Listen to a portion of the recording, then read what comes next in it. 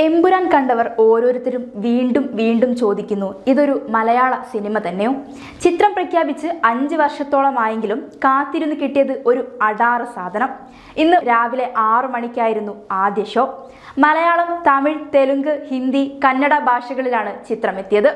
പൃഥ്വിരാജും മുരളി ഗോപിയും മോഹൻലാലും ചേർന്നൊരുക്കിയ ആ അഭ്രകാവ്യമായിരുന്നു എമ്പുരാൻ.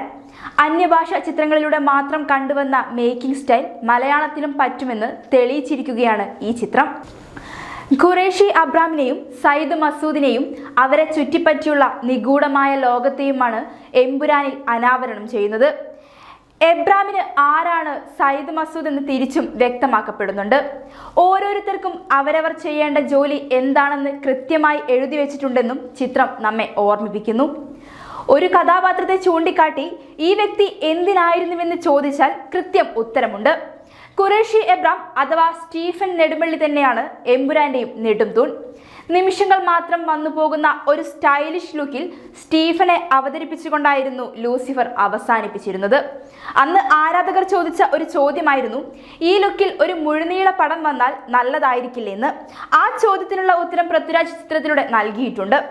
ശക്തമായ തിരക്കഥയ്ക്കൊപ്പം അതിനേക്കാൾ ഒരു പടി മുകളിൽ നിൽക്കുന്ന മേക്കിങ്ങുമാണ് ചിത്രത്തിൽ കാണാൻ കഴിയുന്നത്.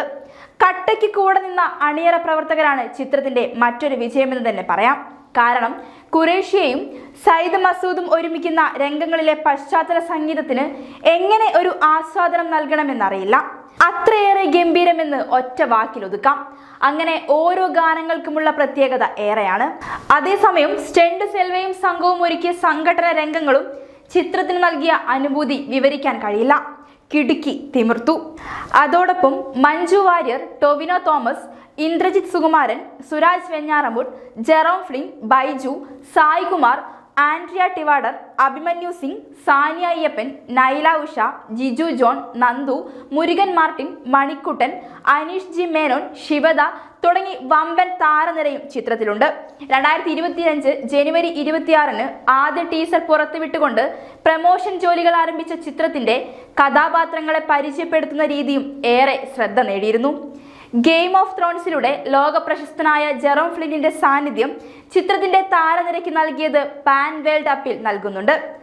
2023 ഒക്ടോബർ 5 ഫരീദാബാദിൽ ചിത്രീകരണം ആരംഭിച്ച എമ്പുരാന് America, UK, UAE, Chennai, Mumbai, Gujarat, Ladakh, Keralam, Hyderabad, Shimla, Leh എന്നിവയുൾപ്പെടെ വിവിധ സ്ഥലങ്ങളിലായിരുന്നു ഷൂട്ടിംഗും നടന്നിരുന്നത്.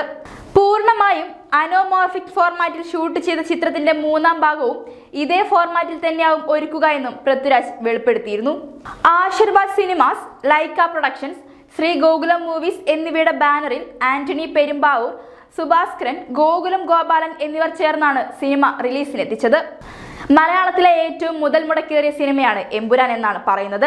2019 റിലീസ് ചെയ്ത ബ്ലോക്ക് ബസ്റ്റർ ചിത്രം ലൂസിഫറിന്റെ 2ാം ഭാഗം. ലോർഡ് ഓഫ് ലോർഡ്സ് എന്നാണ് എമ്പുരാൻ എന്ന വാക്കിന്റെ അർത്ഥം. ഇന്ന് ചിത്രം പാൻ വേൾഡ് ബ്രഹ്മാണ്ഡ വിസ്മയമായി മാറുമ്പോൾ അന്ന് ചിത്രത്തെക്കുറിച്ച് പൃഥ്വിരാജും മുരളി ഗോപിയും പറഞ്ഞത് ഓർത്തു പോകും.